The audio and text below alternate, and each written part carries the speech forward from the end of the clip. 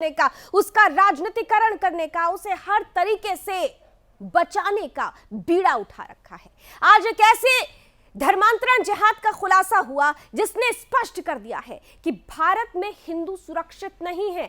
हिंदुओं को अल्पसंख्यक बनाने की एक बड़ी साजिश, एक बड़ा रैकेट चल रहा है हिंदुस्तान में।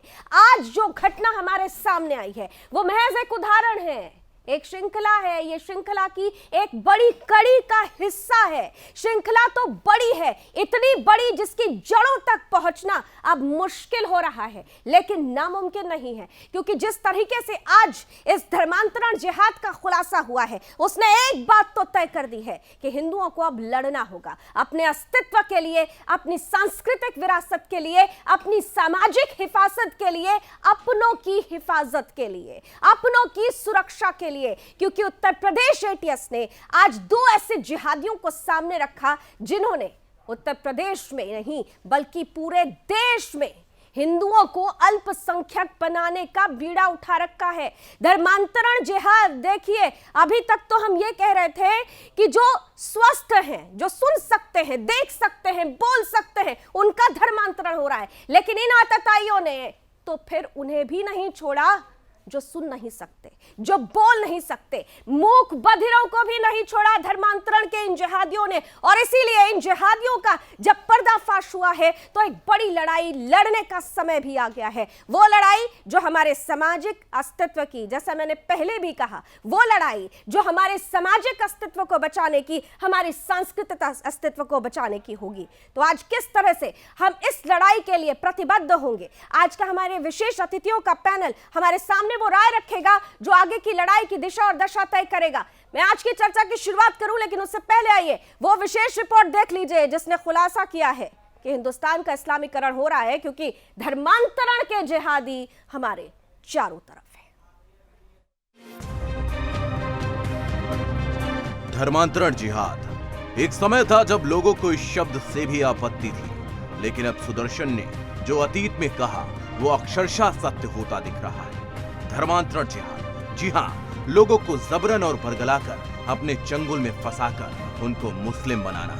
ये जिहादी लगातार अपने मंसूबों को कामयाब करने के लिए हर संभव प्रयास करने की कोशिश करते हैं। सुदर्शन ने तथ्यों के साथ इसका खुलासा पहले भी किया है। हालिया घटनाक्रम पर नजर डालें तो उत्तर प्रदेश में बड़े पैमाने पर धर्मांतरण का खुलासा हुआ है। हालांकि ये कहानी सिर्फ उत्तर प्रदेश की नहीं है, बल्कि पूरे भारत में बड़े पैमाने पर धर्मांतरण जिहाद चल रहा है। लेकिन यूपी पुलिस ने इस कुख्यात षड्यंत्र का खुलासा किया है, जिसके तार आईएसआईएस से भी जुड़े हैं। आपको बता दें, दिल्ली के जामिया नगर निवासी मोहम्मद उमर गौतम और मुफ्ती जहांगीर नाम के मौलानाओं को यूपी पुलिस ने गिरफ्तार किया है।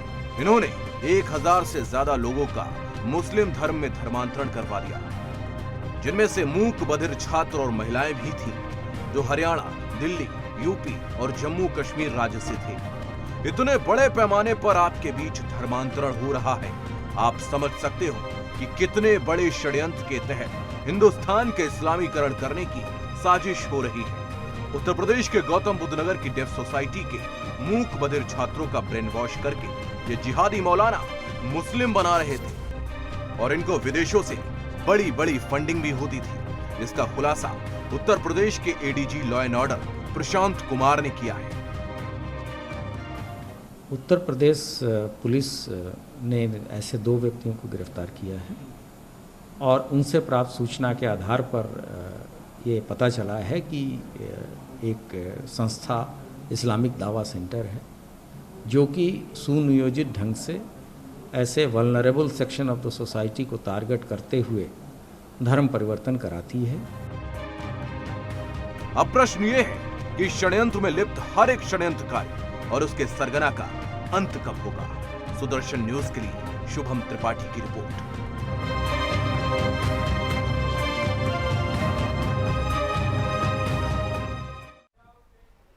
तो ऐसे इस सरगना का अंत कब होगा, इस षड्यंत्र का अंत कब होगा, कब इस पर विजय पाई जाएगी? जब हम दशकों से ऐसी लड़ाई लड़ रहे हों तो क्या इस लड़ाई को खत्म करने का वक्त आ गया है? क्योंकि हमने हमेशा देखा है जब जब हिंदू घटा है तब तब देश बटा है, इसलिए देश को बचाने का वक्त आ गया है। स्वागत करती हूं आज के विशेष अतिथियों का, आज के पैनलिस्ट का। मेरे साथ इस वक्त जुड़ रहे हैं, आज पैनल का हिस्सा बन रहे हैं आर्य समाज के राष्ट्रीय प्रवक्ता विनय आर्या जी, बहुत स्वागत। हमारे साथ जुड़ रहे हैं वीर चक्र प्राप्त रिटायर्ड कर्नल टीपीएस त्यागी साहब, डिफेंस एक्सपर्ट हैं, बहुत बहुत स्वागत है सर, जय हिंद। हमारे साथ इस वक्त जुड़ रहे हैं जाने माने सामाजिक कार्यकर्ता हैं और हरियाणा प्रदेश प्रवक्ता शिवसेना ऋतुराज जी हमारे साथ जुड़ चुके हैं, बहुत स्वागत। और हमारे साथ मुस्लिम मामलों के जानकार और अलवकी इंटरनेशनल ऑर्गेनाइजेशन के सचिव सैयद अली मेहदी साहब भी हैं। सैयद साहब आपका भी बहुत बहुत स्वागत है। मैं शुरुआत विनय आर्या जी आपके साथ करना चाहती हूँ। देखिए, आज जो घटना सामने आई है, हर जगह मैं सुबह से देख रही हूँ कि इस घटना को लेकर चर्चा हो रही है, लेकिन ये घटना तो मात्र उस श्रृंखला की एक हिस्सा है जो हम सदियों से झेलते आ रहे हैं। ऐसे एक नहीं, ऐसे हमने लाया और आपका चैनल इस बात को दुनिया के सामने लाने की जो कोशिश में मैं समझता हूँ, आपको बहुत बहुत शुभकामनाएं दूं। और यूपी पुलिस को धन्यवाद देना पड़ेगा जिन्होंने इसको मुद्दा समझा, क्योंकि ये आप इसको यूं ना समझें, वास्तव में देश की गरीबी का मजाक है, देश के कानून का मजाक नहीं है, देश के संविधान का खुला उल्लंघन है, देश के संविधान के साथ ये लड़े जाने वाला युद्ध है। इसको छोटी घटना मान करके, केवल धर्मांतरण का घटना मान करके इसको नहीं चल सकते। कारण पैसा पाकिस्तान से आ रहा है, उसको गैर कानूनी उपयोग में लाने के लिए एक बहुत बड़ा ग्रुप, एक बहुत बड़ा एक धर्म के नाम पर चलने वाला ग्रुप काम कर रहा है और उससे उन लोगों को निशाना बनाया जा रहा है जो इस समाज के, मैं समझता हूं, वो अंग हैं जिनके ऊपर हमें एक तरह से उनकी सेवा में अपने आप को लगाना चाहिए, लेकिन उनकी सेवा में लगाने के बजाय उनको राष्ट्र के विरुद्ध में खड़ी करने के लिए एक आंतरिक सेना बनाने की एक पूरी तरह से तैयारी है, पूरी तरह से एक षड्यंत्र है। 1000 लोगों का धर्मांतरण की जो बात सामने आ रही है, मैं नहीं समझता कि कोई 1000 लोगों का धर्मांतरण है। ये धर्मांतरण लाखों लोगों के, करोड़ों लोगों तक पहुंचने का, पूरी बेल्ट को लेकर के, पाकिस्तान से लेकर के बांग्लादेश तक की इस पूरी बेल्ट को, जिसको आप कभी कहा जाता था कि बांग्लादेश को पाकिस्तान से जोड़ा जाएगा, वो उनका षड्यंत्र सफल नहीं हो सका। तो इस षड्यंत्र को लेकर के पूरा यूपी, बिहार, पंजाब, हरियाणा से लेकर के पश्चिम बंगाल तक ये पूरी बेल्ट को लेकर के बड़ी साजिश है। और इस साजिश का जो खुलासा आपने माध्यम से किया, इसकी सबसे बड़ी आज की जरूरत है देश की जनता को जगाना कि ये आपके खिलाफ युद्ध है। जिस प्रकार से आर्मी मोर्चे पर लड़ रही है इस समय, हमारे पाकिस्तान के मोर्चे पर, लद्दाख के मोर्चे पर कहें, मैं ये समझता हूं कि ये देश के आंतरिक मोर्चे की बहुत बड़ी लड़ाई है और मैं इसको एक आंतरिक युद्ध की संज्ञा दूंगा। ये भारत की अस्मिता के साथ में, भारत की संस्कृति के साथ में, भारत के संविधान के साथ में ये एक आंतरिक युद्ध है। और इस आंतरिक युद्ध का जो कानून में जवाब है वो केवल इसी रूप में है कि इसको एक राष्ट्रीय अपराध माना जाए और राष्ट्रीय अपराध मान करके राष्ट्र के खिलाफ जो युद्ध लड़ा जाता है उसमें जो लोग शामिल होते हैं उनको जो कानूनी प्रावधान है, मैं समझता हूं इस घटना के साथ में उन्हीं कानूनी प्रावधानों के साथ में इनके खिलाफ एक बड़ी कार्रवाई होनी चाहिए। ठीक है, राष्ट्रीय अपराध आप इसे बता रहे हैं। मैं टीपीएस साहब सीधे आपके पास आना चाहूंगी, क्योंकि आप देखिए राष्ट्रीय अपराध ही तो है ये। एक तरह से आप देखिए तो ये वो वेल ऑर्गेनाइज्ड क्राइम है जो नेशनल सिक्योरिटी को कटघरे में खड़ा कर रहा है। पहले तो हम ये देखते थे कि कुछ लोगों को ही हिस्सा बनाया जा रहा था, अब तो बिल्कुल स्ट्रैटेजी साफ है कि हिंदुओं को जो वल्नरेबल सोसाइटी है, जो कमजोर वर्ग की सोसाइटी है, उनको बरगलाएंगे, प्रलोभन देंगे, मुस्लिम बनाएंगे और उसके बाद बहुत सारे लोग इस शब्द पर आपत्ति करेंगे, लेकिन मैं खुलकर बोलती हूँ, उसके बाद इस तरीके से आतंकी बना देंगे कि आतंकवादी घटनाएं भी हो जाएंगी और बड़े आराम से शक भी नहीं होगा। जब पकड़े जाएंगे तो कहेंगे जी हम तो हिंदू हैं। यानी एक तीर से दो निशाने। टीपीएस साहब, टीपीएस त्यागी साहब, आप मुझे सुन पा रहे हैं? जी, आप मेरे कर रही है? जी सर, आपको मेरी आवाज आ रही है सर? जी हाँ, अभी आ रही है जी। बहुत बढ़िया। ये जो घटना है ये अत्यंत गंभीर है, 3 कारण। पहली बात तो ये कि जिन्होंने धर्मांतरण करवाया वो खुद पहले अपना धर्म परिवर्तन कर चुके थे, तो जो पहले धर्म परिवर्तन कर चुके हैं उनका कितना ब्रेन वॉश किया गया होगा कि उन्होंने अपनी सोसाइटी के और लोगों का धर्मांतरण करवाया। और उसमें न केवल महिलाओं की शादी, न केवल बेरोजगार लोगों को रोजगार बल्कि गूंगे बहरे लोगों को भी कराया, जिन बेचारों को ये मालूम नहीं है कि धर्मांतरण के बाद उन्हें अपने आधार कार्ड भी बदलना होगा, उन्हें गवर्नमेंट के गजट में अपना नाम भी लिखवाना होगा, उन्हें ये नहीं मालूम है कि राशन कार्ड भी बदलना होगा। खैर, उनका धर्मांतरण कराया।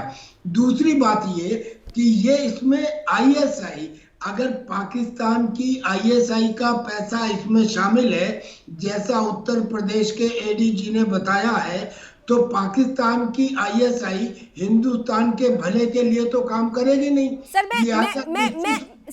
मैं यहाँ पर जरा ऐड ऑन करना चाहती हूँ। मैं अपने सारे दर्शकों को और आप सभी पैनलिस्ट को ये भी बता दूं कि जब हमारी संवाददाता वहां पर पहुंची तो वहां पर न केवल पाकिस्तान से जुड़ा हुआ साहित्य था बल्कि चीनी साहित्य भी था, चीन की लोक कथाएं, चीन से जुड़ी हुई कहानियां। आप सोचिए कि भारत में रहकर भारत की लोक कथाएं क्या कम पड़ गई थी? यानी ये समझ रहे हैं कि नेक्सस कितना बड़ा है।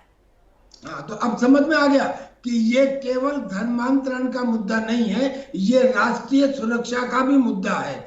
और फिर तीसरी बात, इन्होंने जो इस्लामिक दावा सेंटर, यानी कि जहां से ये सारी प्रक्रिया प्रारंभ हो रही थी, इसका मतलब ये ऑर्गेनाइज रैकेट है। और उस ऑर्गेनाइज रैकेट में, इस्लामिक दावा सेंटर में तमाम दुनिया के मुसलमानों के पैसे आते हैं और उनकी वजह से ये एक ऑर्गेनाइज क्राइम है।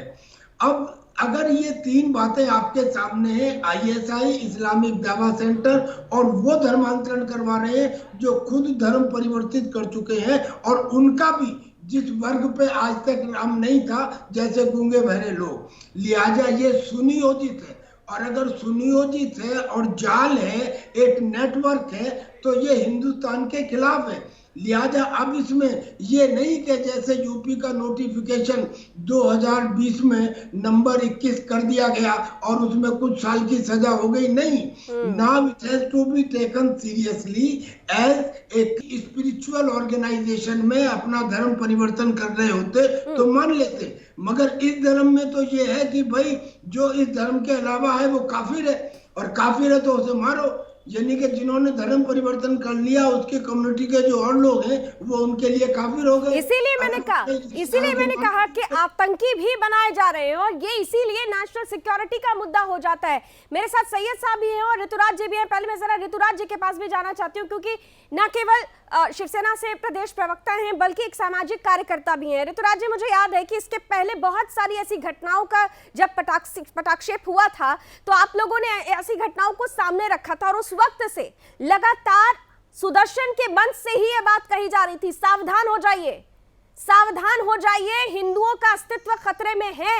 आज 9 राज्यों में हिंदू अल्पसंख्यक हो गया है। धीरे धीरे पूरे देश में अल्पसंख्यक करने की ये बड़ी चाल है, ये बड़ी षड्यंत्र है। ऋतुराज जी। हेलो जी, ऋतुराज जी सुन पा रहे हैं मुझे आप? ऋतुराज जी, आपको मेरी आवाज आ रही है? पैनल जरा ऋतुराज जी तक उनकी आवाज ठीक है, मुझे लगता है मेरी आवाज उन तक नहीं पहुंच रही है। सैयद अली मेहदी साहब, आपके पास सीधे आते हुए, आपने सभी मेहमानों को सुना। एक बात तय होती है कि हिंदुस्तान का इस्लामीकरण कराया जा रहा है। हिंदुस्तान में रहने वाला मुसलमान क्या इस बात को स्वीकार करेगा कि यह एक बड़ा षड्यंत्र है? ये एक ऐसी बिसात है जिस पर हिंदू संकट में है।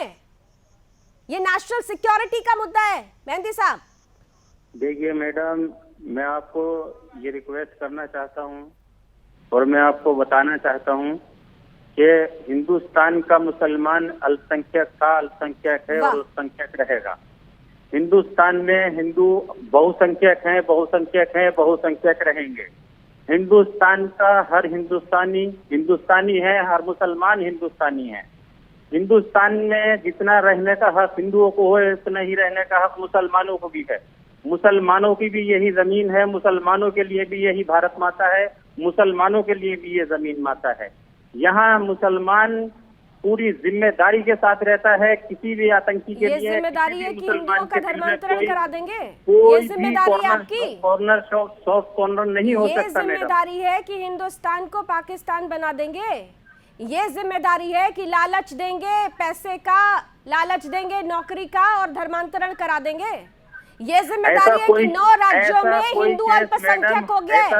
आपकी जानकारी नहीं है, लेकिन आपको बता दें कि आप बहुसंख्यक हो रहे हैं और हिंदू अल्पसंख्यक हो रहे हैं। हिंदुस्तान का हर शहरी आजाद है, वो अपनी मर्जी से अगर धर्म परिवर्तन करता है तो कर सकता है, कोई जबरन उससे धर्म परिवर्तन नहीं करा सकता। सैयद साहब, यहाँ मर्जी का है, यहाँ तो जबरन हो रहा है। नहीं आता यहाँ मर्जी का है, यहाँ तो जबरन हो रहा है। मुल्क में रहते हो वो बहुत अल्पसंख्यक कैसे हो सकते हैं? यहाँ तो लालच देकर जबरन कराया जा रहा है। जरा विनय आर्य जी जवाब दे दीजिए सैयद साहब को।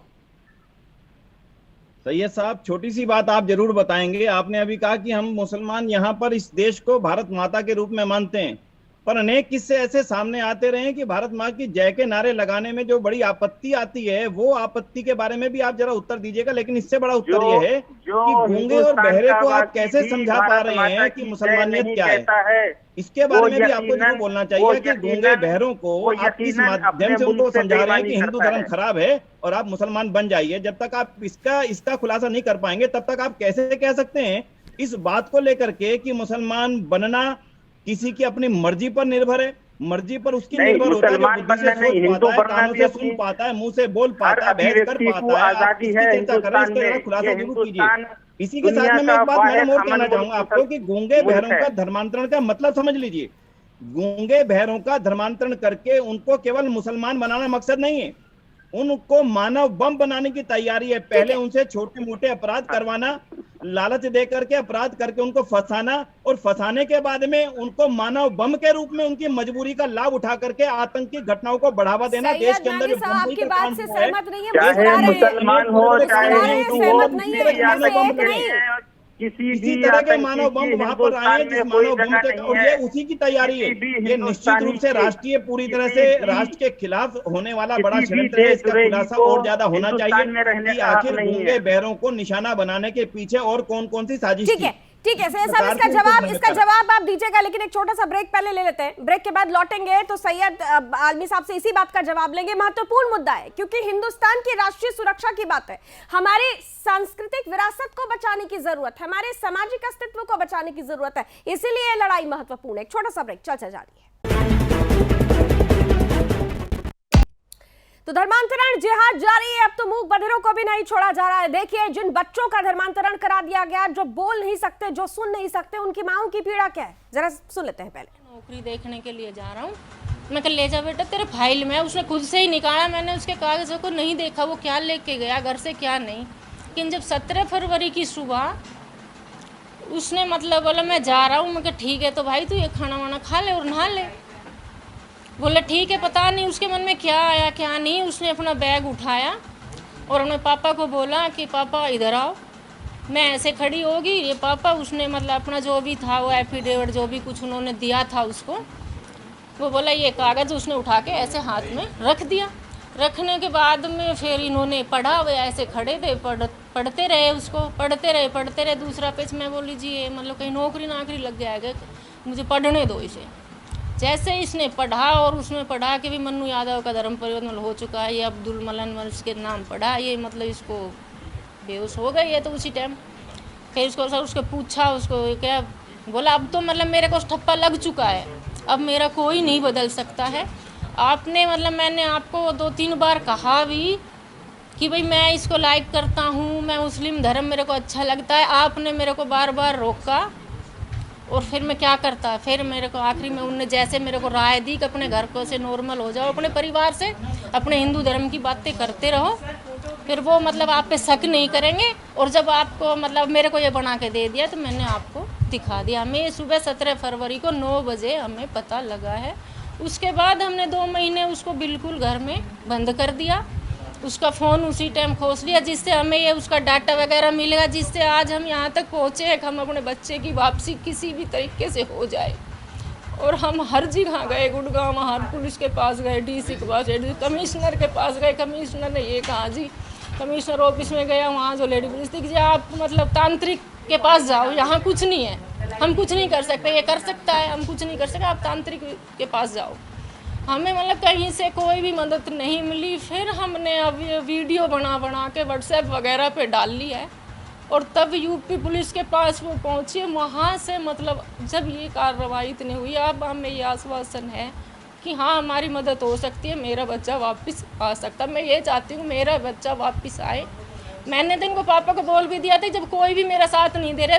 2017 में कई बच्चे ये गए थे जो वापसी हो चुके थे, मन्नू भी हो चुका था, लेकिन उनके परिवार ने भी अब मेरा इस टाइम कोई साथ नहीं दिया। सब छोड़ चुके कि भाई हमारे बच्चे तो वापसी हैं, तो हम मतलब सबके सामने हम नहीं आना चाहते। मैं जी मैं आना चाहती हूँ क्योंकि मेरा बच्चा है, मैं उसको नहीं छोड़ सकती कैसे भी, इसलिए हम ये कार्रवाई करते रहे। और आज जब इतनी कार्रवाई होने के बाद आज मेरे को लग रहा है कि भाई हाँ मेरा बच्चा वापसी आ सकता है। नोएडा से आने के बाद क्या कुछ पहनावे में और प्रार्थना करने में बदलाव आया बच्चे के?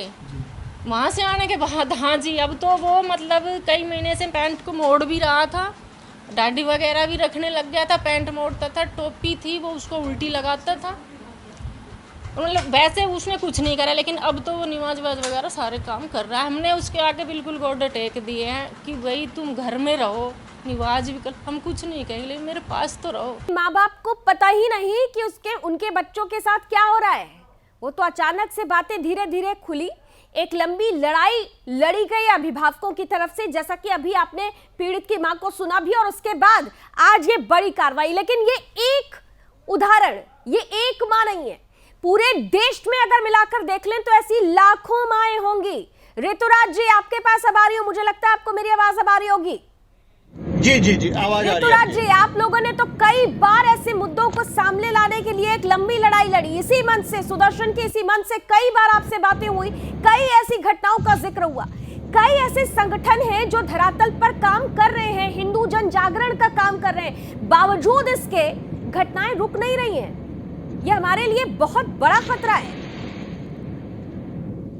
जी बिल्कुल, देखिए ये जो मामला है जो आज लोगों के सामने आया है, ये फरवरी में हमारे सामने आया था। और ये जो बच्चे हैं वो मूक बधिर हैं, जो गुड़गांव के एसआईटी गठित करने की मांग, सरकार से भी एसआईटी गठित करने की हमने मांग की थी, लेकिन उस पर कोई कार्रवाई नहीं की गई। उन्होंने हमें ये बोला था कि हाँ ये गंभीर मामला है। हमने उस वक्त 12 बच्चों की जिनका धर्म परिवर्तन करवा दिया गया था, देश के 12 बच्चे थे, उनकी वो लिस्ट भी दी थी हमने, उनके नाम दिए, उनके फोटोग्राफ, आइडेंटिटी कार्ड।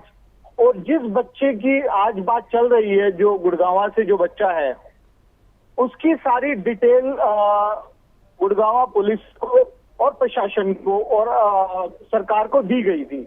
लेकिन फरवरी के बाद में कोई एक्शन नहीं हुआ। हरियाणा सरकार ने इसे हल्के में लिया।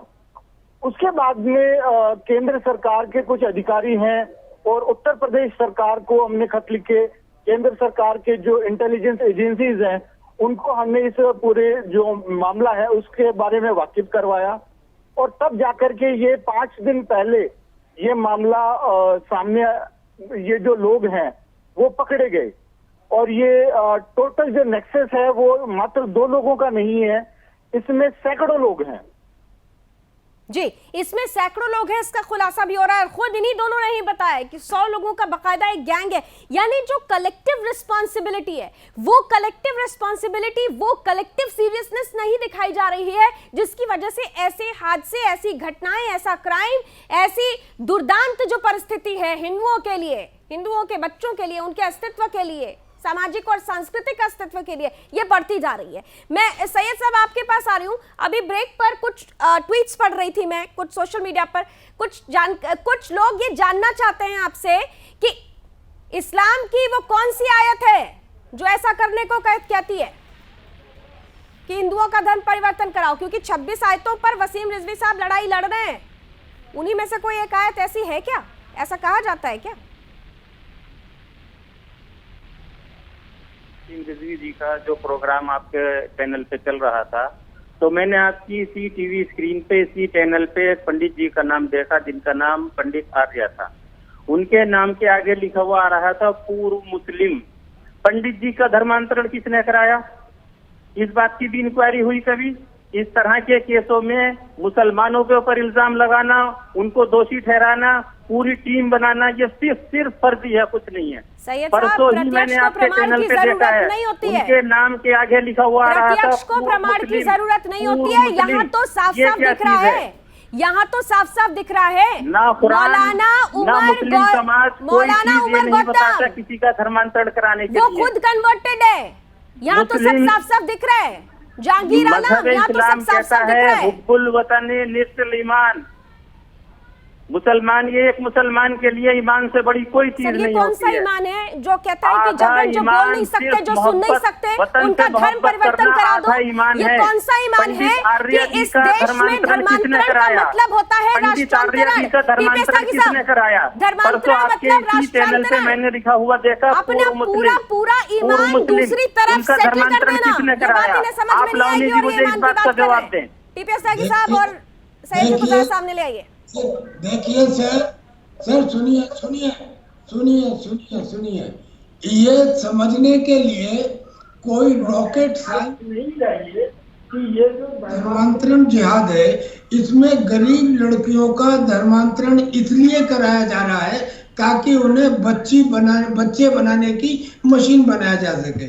बेरोजगार युवकों का धर्मांतरण इसलिए कराया जा रहा है ताकि उन्हें आतंकी बनाया जा सके। गूंगे बहरे बच्चों का धर्मांतरण इसलिए कराया जा रहा है ताकि उन्हें मानव बम बनाया जा सके। अब आप कल्पना कीजिए कि अगर धर्मांतरण बच्चों को पैदा करने के लिए है तो भी देश के खिलाफ है, अगर आतंकी बनाने के लिए है तो भी देश के खिलाफ है, और अगर मानव बम बनाने के लिए तो भी देश के खिलाफ है। बताइए जल्दी से सब जवाब तो दीजिए। मैं तो अब सरकार से ये अनुरोध करूंगा कि जो पूर्व सैनिक हैं, उन पूर्व सैनिकों के 10-10 लोगों का दस्ता हर प्रदेश में और जिले में बनाया जाए, और जिनका काम दो हो। पहला, इस किस्म की धर्मांतरण की घटनाओं पर रोक लगाना, और दूसरा, जिन्होंने गलती से बहकावे में, लालच में धर्मांतरण कर लिया है, उनकी घर वापसी कराई जाए। और ये काम के लिए अब पूर्व सैनिकों को लाना इसलिए उनकी घर वापसी तो कराई जाए, लेकिन आपने कोई जगह नहीं है। बात बोली, आपकी बात स्वागत योग्य, लेकिन बाकी कितना मानेंगे? आर्य साहब, मजहब इस्लाम इंसानियत की बात करता है, मजहब इस्लाम हैवानियत की बात नहीं करता है। जिस तरीके की बातें चाहे वो मुस्लिम हो, चाहे वो हिंदू हो, हिंदू भी आतंकवादी रह चुके हैं। हम हिंदू मजहब से कोई टिप्पणी नहीं करना चाहते, लेकिन मुजरिम को आप मुजरिम कहें, मुजरिम को ना आप मुसलमान कहें, मुजरिम को ना आप हिंदू कहें, मुजरिम को ना आप सिख कहें, ना मुजरिम को आप ईसाई कहें। यहाँ पर चोट लग जाती है आपको, यहाँ पर चोट लग जाती है, लेकिन जब सच सामने आता है ना, थोड़ा कड़वा जरूर होता है, स्वीकार कर लीजिए। मुझे पता है कि चोट लगती है आपको, लेकिन आतंकवाद का धर्म होता है, ये प्रूफ हो चुका है, और उसी धर्म के आधार पर यह धर्म हो रहा है, इसे स्वीकार कर लीजिए। विपिन आर्य साहब, आधे से ज्यादा यूरोप की क्या परिस्थिति हमने देखा, अब तो एशिया में भी, खासतौर से भारत की हालातों पे अगर चर्चा करें तो मैं मूल रूप से दो बातें अब आपके सामने रखना चाहूंगा। काफी अच्छी चर्चा आगे बढ़ चुकी है। पहली बात तो यादव बहन जी ने जो अपनी बात रखी है, मैं सबसे निवेदन करूंगा, अगर ऐसी कोई भी घटना सामने आए तो बिल्कुल चुप ना रहें, किसी कीमत पर भी अपने घर में घुटते ना रहें। आर्य समाज और ऐसी संस्थाओं के साथ सीधे संपर्क करें ताकि तत्काल इसका निदान निकाला जा सके। दूसरा, मैं सैयद अली साहब से एक बात कहूंगा। आपने कहा कि मुसलमानों के ऊपर ये आरोप लगाना गलत है कि वो इस प्रकार के धर्मांतरण के काम में लिप्त हैं। मैं मानता हूं कि अगर ऐसी कोई स्थिति हो कि किसी के विचार परिवर्तन करके, आराम से उसको समझा करके कुछ काम किया जाए तो एक अलग स्थिति बन सकती है, लेकिन उसके लिए पाकिस्तान से आए हुए पैसे की क्या आवश्यकता है? हजारों करोड़ रुपया यहाँ पर इन कामों के लिए जो आ रहा है, क्या वो विचार परिवर्तन करने के लिए आ रहा है, किसी की सेवा करने के लिए आ रहा है? अगर आपको किसी का विचार परिवर्तन करना है, उसके पास बैठकर किसी चर्चा कर सकते हैं, कुरान के बारे में बताकर देखिए। लेकिन जो चाइना का साहित्य का आपके घरों में मिलना, उन आतंकवादियों के, आपके, मैं माफी चाहूंगा, शब्द मेरा माफी चाहूंगा, उन लोगों के घरों में मिलना जिनको गिरफ्तार किया गया है, ये एक बड़े षड्यंत्र की ओर दिखाता है। इसलिए घर वापसी शुद्धि के काम की इस समय बहुत ज्यादा आवश्यकता है। जिन लोगों को, एक बात ध्यान करिएगा, 9/11 का जो हमला हुआ था अमेरिका में, 9/11 के हमले में जिस तरह से माइंड वॉश करके उनसे हमला करवाया गया था, इसी प्रकार से इन लोगों के साथ भी उसी प्रकार के हमले करवाने वाले आतंकी बनाने की साजिश है। इसको और यही साजिश हमें उसी साजिश को समझने की जरूरत है। हजारों करोड़ रुपया पाकिस्तान इन बातों जी, तो इसका तोड़ ढूंढने की जरूरत है। एक साथ इस सांस्कृतिक लड़ाई को, इस सामाजिक लड़ाई को लड़ने की जरूरत है। समय की कुछ सीमाएं हैं। बहुत बहुत धन्यवाद, आप सभी ने आज इस पूरी चर्चा में अपनी अपनी राय रखी। लेकिन इतना तो तय है, हम उस मुहाने पर आकर खड़े हैं जहां पर हमें दो मोर्चों पर लड़ाई लड़नी है। एक तरफ हिंदुस्तान का इस्लामीकरण हो रहा है तो दूसरी तरफ ईसाईकरण हो रहा है। हिंदू और हिंदुत्व खतरे में है। हमें जागने की जरूरत है, खुद समझने की जरूरत है कि कौन अपना है और कौन पराया, कौन दुश्मन है और कौन दोस्त है। कहीं ऐसा तो नहीं कि हम भी इसके लिए जिम्मेदार हो रहे हैं कि हमारे अपने हमसे दूर हो रहे हैं। आज रात में सोने से पहले इसका आकलन भी जरूर करिएगा। बहुत बहुत धन्यवाद आज हमारे साथ जुड़ने के लिए। आज की डिबेट में बस इतना ही। देश और दुनिया की तमाम खबरों के लिए आप जुड़े रहिए सुदर्शन न्यूज के साथ। जय हिंद।